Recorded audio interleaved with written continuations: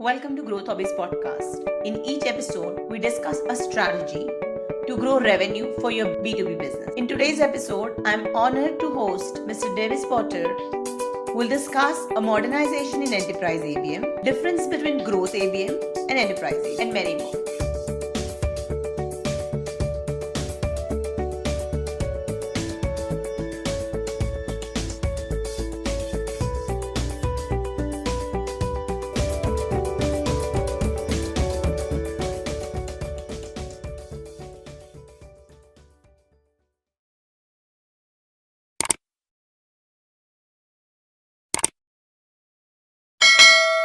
Welcome, Davis. I'm super excited after reading your post about modern and flexible approach for ABM and the place where I am juggling with convincing and coming on to the one ground of selecting accounts and modern enterprise level ABM. After reading your post, I had to invite you for the podcast. Super excited and curious to know and listen everything that you have to say for modern ABM. So tell me, what do you mean when you said about modern ABM and flexible approach? Hey, Meghana, thank you so much for having me on. I'm really passionate about this topic, and the craziest thing, and one of the reasons why we ultimately launched my company Forgex, is because there is such a lack of modernization and innovation within all things account-based marketing, and where we ultimately see the future of B2B heading towards being account-based go-to-market. And so that's why we launched Forgex. And if you think about the classic ABM, almost that pyramid or triangle looking model where you've got one-to-one at the top, one-to-few in the middle, and then one-to-many at the bottom, that was launched in 2016. So, I mean, as we sit today, that's 8 years old. And not only is it a dusty old framework, but it doesn't actually represent what we're seeing in the market today. And after the acquisitions of Serious Decisions, which was a leading market research firm in 2019, you have Topo, who was also acquired by one of the bigger companies in 2019 as well. There's just this massive gap.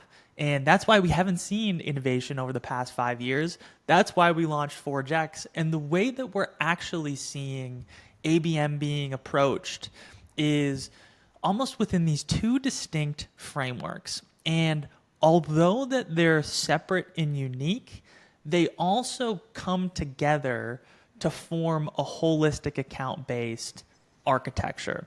So walking you through a bit of these, the first one, maybe we start with Growth ABM. So there's Growth ABM and Enterprise ABM. The Growth ABM framework, this is really built to scale. So let's say you need to cover 50, 100, hundreds, thousands of accounts. That is what this architecture does. So you'll take your total addressable market, refine that down into, this is my target account universe that I want to go after. These are all the target accounts that make sense from our go-to-market standpoint. And then you'll tier them into 3 distinct buckets. So the first one being your tier 1. These accounts are, in terms of the amount, it's a lot less. So let's say you're going after 300 target accounts in your target account universe. Tier 1, you'd probably see about 25. They get really deep personalization from a tactical eligibility standpoint. They are eligible for tactics that require more resources. For example, let's say an executive dinner that's exclusive. So that's your tier 1. Then your tier 2, this is where you'd see from that 300 target account list, let's say 75 accounts. And these accounts, they still get deep personalization, but it's not as personalized as your tier 1. They have more resources that are allocated and more time from your go-to-market teams, but it's not as in-depth as your tier 1. And so that's your tier 2 segment. And then your tier 3 is, think more scaled, right? All of the things that are scaled in terms of resources, scaled in terms of personalization. You still get personalized, but it's not the hyper in-depth tier one version. And one thing to note here on the Growth ABM as well is you don't have to have 3 tiers. We'll often see organizations have 2. The biggest thing that you want to think through when deciding whether you have 3 or 2 is how big of a difference are these tiers actually going to hold? So if you're a massive organization, you can probably have 3 because you have enough resources that can make a distinction, enough headcount, and full go-to-market teams that are really segmenting and drawing a difference between the 3. But often on smaller organizations, you don't. And there's nothing wrong with that. It's just, you've got less resources, less headcount, so you don't want to make it crazy sophisticated. So that's Growth ABM. Now, the other modernized approach that we are... Before you go, I'm sorry to cut Yeah, you. yeah. I have a question around growth ABM, and so how much time? So, for example, if I have even I was running the ABM with only 2 tiers. We didn't have enough resources to target the tier 1. Now, I would like to ask how much time would you allocate to tier 2 account, like percentage, and how much time would you allocate to tier 3 account? I'm asking in number of percent. So, if I'm working for 8 hours in percentage wise, because what I see is although the tier 2 accounts are more valuable for me, but response rate from them is less. So my activity, like my productivity is not visible there. Even though I'm doing, they are more silent as compared to tier 3 account. What is your opinion about that? So one is the time. Yeah, it's a really interesting question. And so I can almost give you an example, a real world example. So right I now love what that. we're doing at Forgex is we are working to create a massive benchmarking library. So we're doing these really in-depth ABM benchmark audits in organizations. So far in our early access batch, we have some representing from 5 million in ARR all the way up to 20 plus billion in ARR. So you've got this really wide view in terms of what organizations are doing. So a recent audit that we just conducted, this was organization right around the 100 million ARR mark, and they have 3 tiers. Now, when thinking about how much time to allocate across the tiers, one thing that I would definitely consider is almost, not bucketing it in terms of I'm going to spend X amount of hours on this tier, X amount of hours on this tier, but the way in which this organization approached it was, hey, here are my tier 1 or tier 2 accounts. Within these tiers, what can we create that's personalized, whether it's at a industry level or at the account level on your tier 1, and then take some of the content or assets that are developed specific for these accounts and then either verticalize it into or make it industry specific or make it specific to a pain point or strategic imperative and repurpose that or repurpose some of the workflows through your tier 3 accounts that allow for the scalability. So it's almost like, hey, we're putting more time and effort into the tier 1 in terms of the personalization for the accounts. But of the time and effort that we're spending in tier 1 or of the time and effort that we're spending in the tier 2, taking some of the things that we've already created and working to repurpose. So it's almost like the time, it's not super segmented around the 3, but almost segmented, okay, we're going to spend more here, but then how can we use what we've created and then stream it through the other tiers? I love this. Now let's head back to enterprise level. When you say enterprise ABM, so how headcounts? Can we just talk more about the headcounts and number of target accounts? Target account headcounts are headcounts. For sure. Okay, enterprise ABM is really unique. And one of the biggest things that we typically see is in growth ABM, tier 1 target accounts are called one-to-one ABM. And that's not actually reflective of what one-to-one ABM is, and specifically enterprise one-to-one ABM. So when thinking about the enterprise ABM, side, you've got these two ways in which it's approached. One being one-to-one ABM, and this is when you actually have one specific account with a full-on, I hate the word campaign, but it's almost a dedicated motion that is 9, 12, 18 months long in duration with an omni-channel tactical approach that's all personalized, hyper relevant for this one specific account. So for example, think one-to-one ABM ads with custom landing pages as the CTA, or in-account demo days, in-account events. Everything is really, really personalized to that account.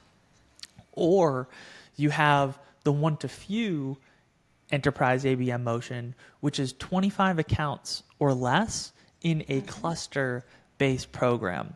So all of those accounts get really deep personalization. Everything is, in terms of the resources, are spread amongst those accounts. So enterprise ABM really isn't built for that scaled approach. That's the growth ABM. Enterprise ABM, you see this a lot in massive organizations who have these really large, complex deals. It's seen more on the expansion side, where they're working to break into other business units, other pockets of these accounts in a land and expand motion.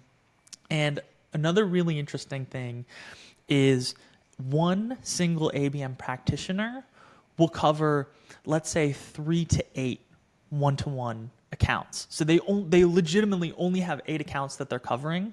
Or you'll see a blended approach where it's maybe a couple one-to-one accounts and then a one-to-few program that a single practitioner owns. So the biggest confusion and why the triangle isn't reflective is, again, you've got growth ABM, the 2 to 3 tiered approach. Practitioners will call their tier 1s one-to-one. They'll call their growth ABM tier 2s one-to-few, and their growth ABM tier 3s one-to-many. When in reality, you've got these practitioners who are running enterprise ABM, true, pure one-to-one campaigns, or one-to-few where it's 25 accounts or less. They'll look at the growth ABM practitioners who are speaking on running one-to-one or one-to-few, and they're like, that's not actually ABM. When in reality, it is ABM. The underlying that pyramid model just isn't reflective of what's actually happening in the modernized approach of account-based go-to-market. And so that is why enterprise and growth ABM, the distinctions between the two, are so important. And another piece as well is you don't have to run either or in a silo. We're seeing these larger enterprise organizations within, it's interesting. It's almost like within the past 2 years, they're making this shift or having this unlock where they maybe started with an enterprise ABM motion. They had demand gen, so they were very much running the topo, a version of the topo double funnel, where it's, you know, your enterprise ABM motion and then a demand gen or a lead gen motion, and they complement each other. But what we're seeing happen now is the enterprise ABM lead, or let's say VP of ABM, is being asked by the leadership or within their executive team meetings. Leadership is saying, hey, we need to scale this. We need to get more targeted. Our sales teams, they're already focused on accounts. We're seeing the effectiveness of account-based attribution and how the personalization and everything that's happening in the enterprise ABM is really making a difference. How do we do this at greater scale? And so the demand gen or the lead gen is starting to convert over into an enterprise ABM motion.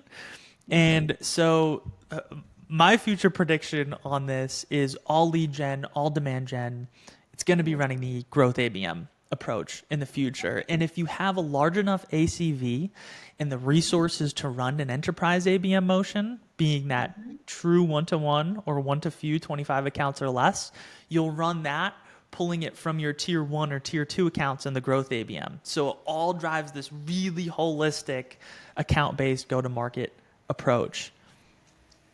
I love this. It's really interesting, getting more and more interesting, and I want to know more about this ABM enterprise ABM approach. Do you have some specific example about with their results and how did they run? If you could, I know that you're interviewing many enterprise ABMers. So if you are open to share one of the specific example with their results and their complete cycle, it will be more interesting. Totally. So on the enterprise ABM side, we have a really mature ABM benchmark audit coming up in, I'm not sure when this podcast is going to be released, but it's coming up towards the end of April. So maybe we'll have to do a V2 because it's the way in which they measure their success of the program is where you're starting to see a lot of the talk around signal-based attribution. They've been doing this since 2019. So that is going to be really interesting. We'll definitely have to have another chat on that. But in terms of how enterprise one-to-one ABM is run, or an example, imagine you have you're running a one-to-one, for example. So imagine you have you're starting off, you've chosen your account, you've picked a sales partner who is going to be a really strong internal advocate in terms of the wins that you realize. They understand ABM, they understand marketing. They're not just looking at marketing in terms of, hey, you're just going to help me drive MQLs into my account. So your account as well. Let's say, for example, you typically see enterprise ABM on the expansion plays. So you already have a deal within there. Usually the account executives are either covering, this one specific account, or they just have a few accounts, because these are the big strategic win accounts that they're covering. So you're partnering with the sales lead, and let's say you're going in, you're going to uncover, okay, we already have a deal within this account, so we have access to the org chart. And so it's not necessarily how do we just go draw all these leads, but for a specific business unit or for a specific section of the account, let's go work and partner together as customer success, sales, and marketing to uncover who the members of the buying group are, associate them to either an open opportunity that we're winning, or associate and tag them within our CRM so that we can measure what their engagement levels look like. And engagement being, are they engaged? So over, let's say, for example, the past 90 days, they've had a meaningful interaction with us, whether they attended an event, they had a meeting with sales, all of the engagement touch points encompassing everything within the go-to-market organization from a touch point standpoint. Are they lapsed engaged? So they previously were engaged with us, but no longer are within the past 90 days, or are they unengaged? They've never engaged with us before. And as you continue to progress, being able to actually map out, who are the people who are advocates, who are the people who are detractors, who is neutral, who do we not know, what their perception of our organization is, and then understanding their levels of influence as well. Who are just the team players? Who are our champions? Who is the decision maker? And really getting keen on mapping out the buying groups. So that being one aspect, you're also working to craft this messaging specific for the business unit or that particular place in the account that you're targeting, so it resonates really well with that buying group. And even taking a step back, it's like, let's say we're going after Bank of America. It's such a big organization that you'll have these different business units that have they can even have competing technology. So, maybe one is putting in a marketing shoes. This probably wouldn't be what they have, but it would be like, if I'm selling a CRM, one could have a HubSpot or one could have a Salesforce. And so maybe your Salesforce, you've already sold into one business unit, but the other business unit is using competitive product, or they just need to understand about my product in general. So I'm going after this new business unit, uncovering who the players in the buying group are, crafting messaging specific towards these individuals, and then creating my tactical campaign plan in partnership with sales, customer success, and on an enterprise one-to-one ABM motion, you're working really closely with the account execs. The BDR, SDR is going to be involved in these conversations as well. The solutions consultant or solution engineer is going to be involved in this. So you're really working, and you're an extension, a piece of the sales team. It's actually a go-to-market motion, and you've got customer success. The CSM or whoever is covering that account is involved as well. So you're all working to draft messaging and tactics that are going to really resonate with this account. And so, for example, your campaign plan could have, a couple examples that I've seen are direct mails, or even creating like a state of the business type piece of content where it's talking about, hey, this is what's going on in the Bank of America example, or big bank. Here are all of the different things that you're working on in your strategic priorities. This is how we're helping XYZ other business unit, and here is why we can help your business unit too. And maybe you have an event specific for those leaders, or you're running a, one-to-one LinkedIn ad that's dedicated just towards those individuals. Maybe you're inviting members of the buying group on to your podcast.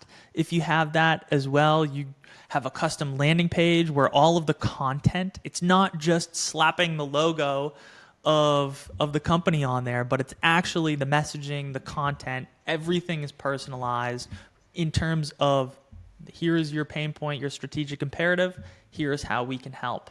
And so not only that, but partnering with the sales team. So any outreach that they're doing, or any of the contacts who become engaged based off of all of the different tactics that you're leveraging, partnering with the sales team. So if they do their outreach, or if they're having conversations, everything is cohesive, the messaging is all strong, tight, their pitch decks or whatever presentation they're using, ABM, the ABM marketer partnering to infuse the messaging, make sure that it's all tight and resonates. So it's super personalized. Again, it's almost like like a little go-to-market business unit for the specific accounts, where you've got sales, marketing, customer success all partnering together to go expand in that one-to-one enterprise ABM motion. That's why it's seen for massive ACVs. Like if you only have a 50K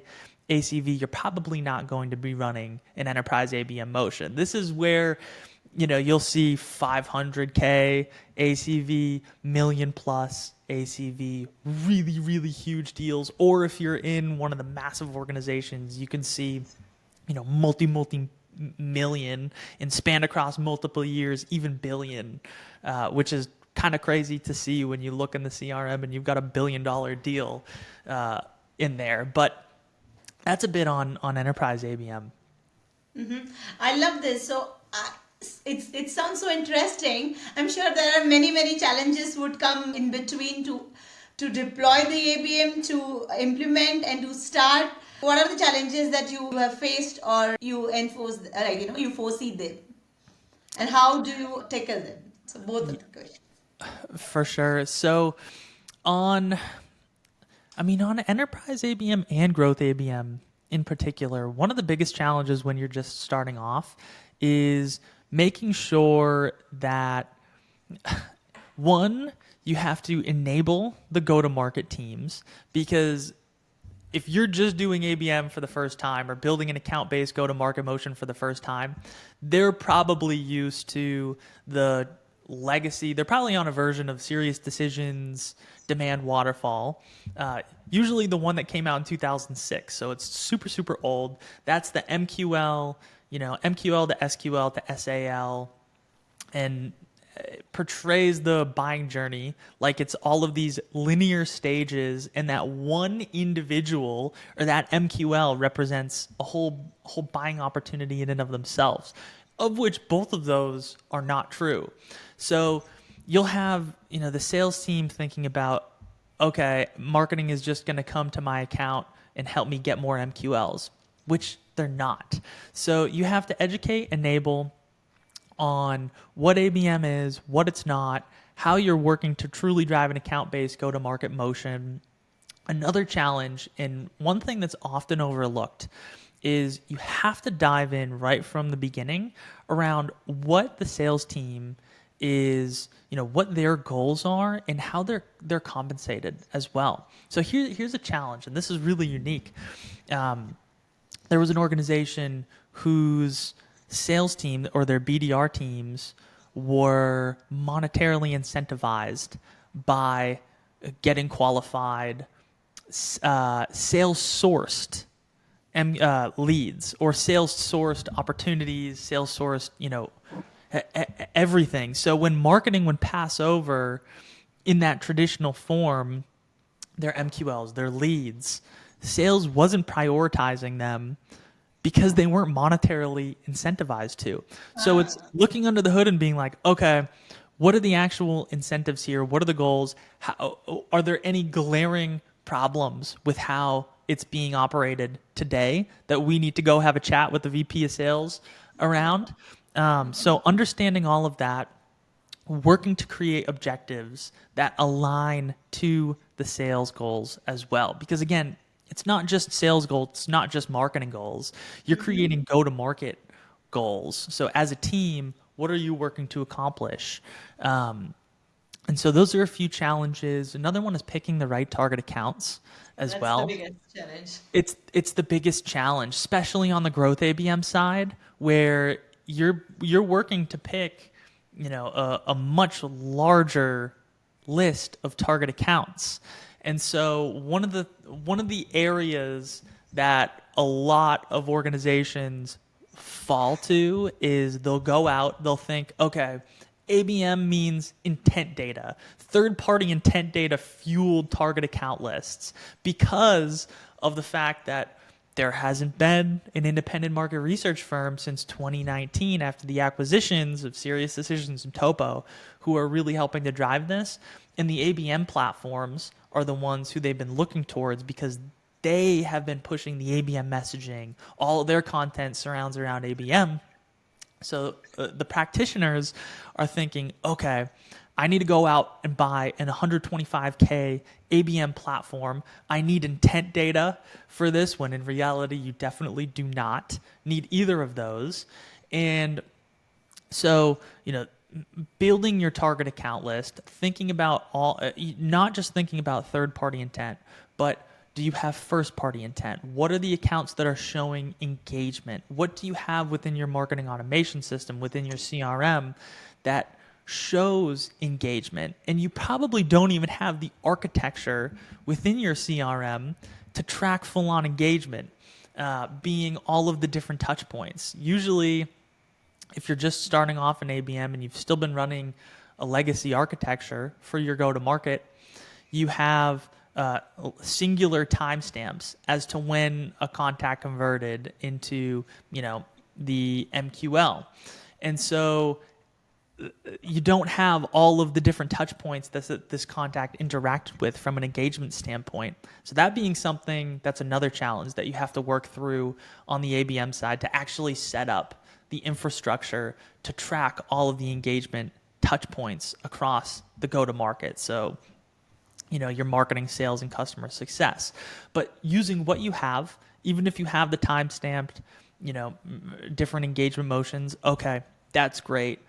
What does engagement look like within these target accounts? Another thing to think about is usually sales has been account-based for far longer than marketing. So they'll have their strategic accounts, their enterprise accounts, maybe their mid-market accounts, and then some PLG or self-serve type motion.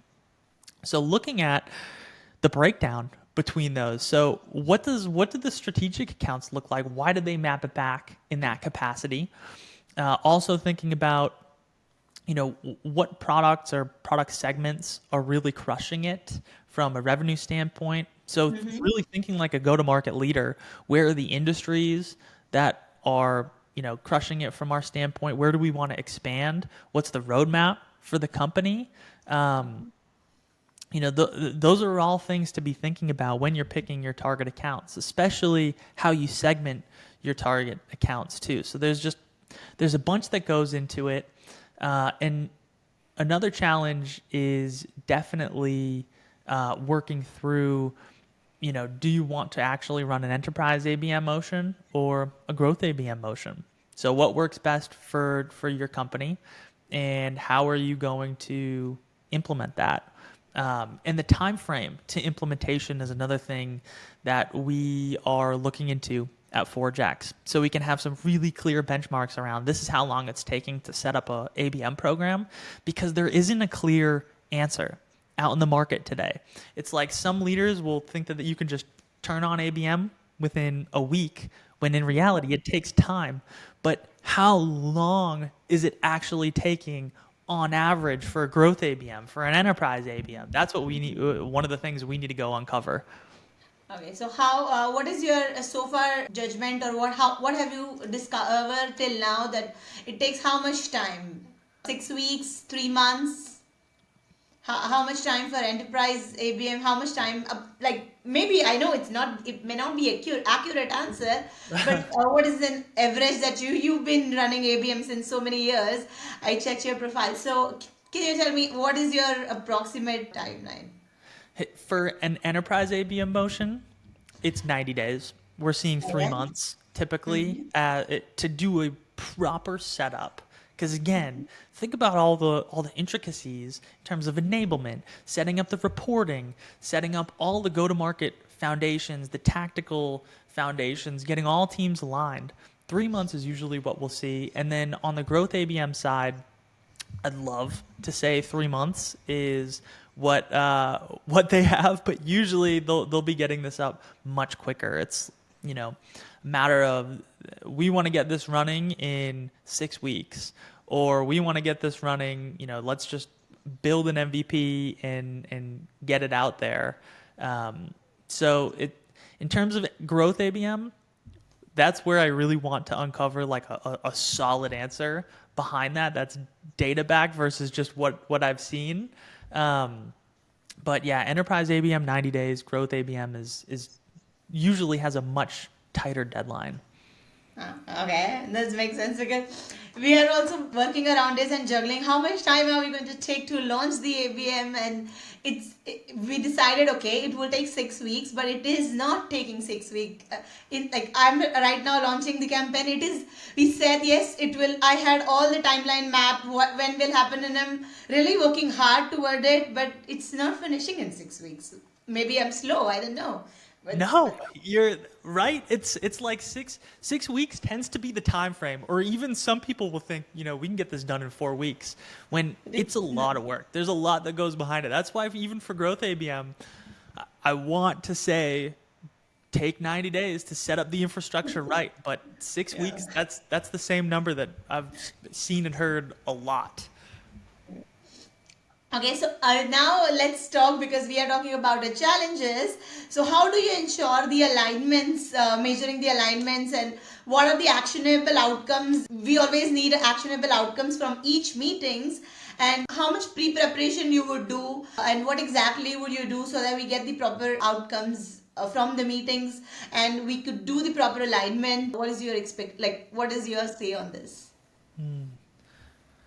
Okay, one thing, even before getting into the alignment between marketing and sales, or it kind of goes into that, but before every meeting, you need to do your homework. You have to come prepared. If you do not come prepared, then sales is not going to look at you as a strategic partner within their accounts. Now, doing your homework, what that actually means is you need to be a go-to-market expert on your organization. You cannot just be a marketing expert who knows how to do run really good events or who knows how to run digital marketing and build and create really kick-ass ads, the ABM practitioner really needs to be a go-to-market practitioner. You need to know what's happening from a product perspective, what's happening from an account perspective, from an industry perspective, all within your organization's domain. And so when you come into these meetings, you're equipped with, I understand all of the impact, all of the forces that are impacting what you all are doing on your day to day. I understand what's happening within our go to market and how we're going to shift and adapt our account based go to market program based off of them. And so you have to do your homework. You have to know what's driving the accounts, what's going on within the accounts. If it's growth ABM, again, you're not going to be knowing every single nuanced detail of the accounts, but having that general overview of your go-to-market in the industry or the product landscape is really critical. And on enterprise ABM, you do need to know the accounts. So you have to be having a really strong pulse around what did the most recent investor relations call or 10K say? What relevant news just happened in this account that maybe we could pivot or maybe we could include in our message or in a tactic, or we could do something around there. So you have to do your homework before. And aligning marketing and sales, another really, really big thing to think about. One is everybody talks about how ABM or account-based go-to-market it's a marathon, not a sprint. But you have to get quick wins. You can't just be optimizing for this, we're going to get long-term wins. We're going to get long-term wins without tangibly showing the quick wins, or I hate this term, it's so corporate, but getting the low-hanging fruit. And in the beginning, that's how you can build some internal champions, how you can get sales bought in and excited because, hey, there was this one really quick thing that we were able to get accomplished. ABM in this account-based motion got us there. Also having revenue-driven and outcome-based metrics. So not just, hey, marketing sourced XYZ MQLs that we passed over to you all and they converted at whatever percent, but saying, how do we partner together, focus on how much pipeline that we're generating, or focus on how much pipeline we're accelerating and how fast we're accelerating that pipeline, how much we're closing, thinking about engagement metrics as well. Are we engaging the accounts? Are we engaging the contacts? Are we identifying the right contacts and the people in the buying group and getting them engaged and excited and educated around how we can help them solve their challenges? So it's focusing on account-based metrics versus the historical metrics, which really siloed the departments. So that being another piece. And when you get pipeline and number focused in that regards, it's a big shift for the sales teams as well, because then they know that you're not just focused on driving X amount of leads and you're just throwing leads over to them. And if they're not converting, you're tossing your hands up and saying, hey, sales, why aren't you converting these leads? And sales is saying, they're not good quality. And then you get that classic battle between siloed functions, which is not conducive of a strong go-to-market and not what account-based go-to-market is all about. So do your homework, really understand account-based attribution, and implement it.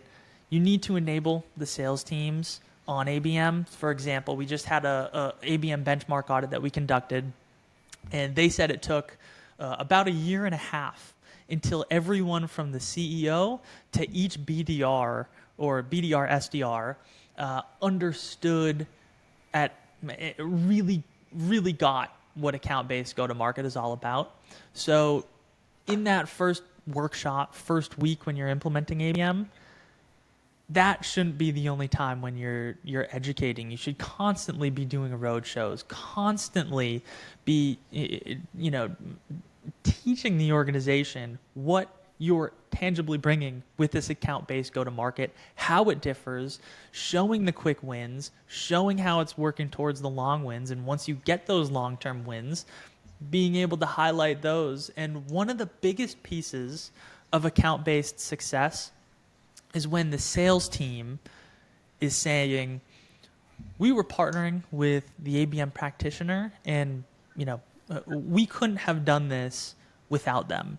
You could have all of these revenue-based goals, all of these engagement goals, all of these different micro metrics, but one of the most underlooked and less talked about, because it's qualitative, is when the sales team says we couldn't have done this without them, or they made such a strong impact. Then the other sales team members are saying, how do I get in on this ABM? How do I get my accounts part of this program? And that is when you build this almost engine of really pushing towards an account-based go-to-market. I love this. It's getting interesting and interesting, more and more interesting. Thank you so much. It was really wonderful discussion. I love the way we did the enterprise ABM, and all your inputs and insights are really interesting. Thank you so much, Davis. Thank you so much. Thanks so much for having me, Megana. This was awesome. Thank you.